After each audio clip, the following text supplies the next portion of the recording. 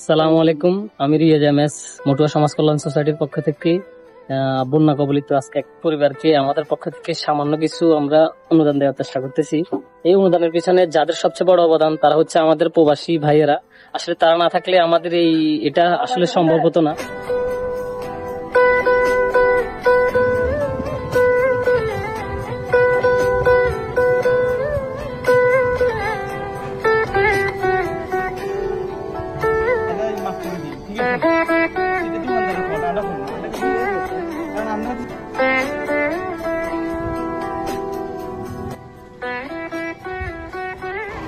এটা হচ্ছে স্থান হচ্ছে ইজ্জতপুর। এখানে অবস্থা আসলে এত ভালো না।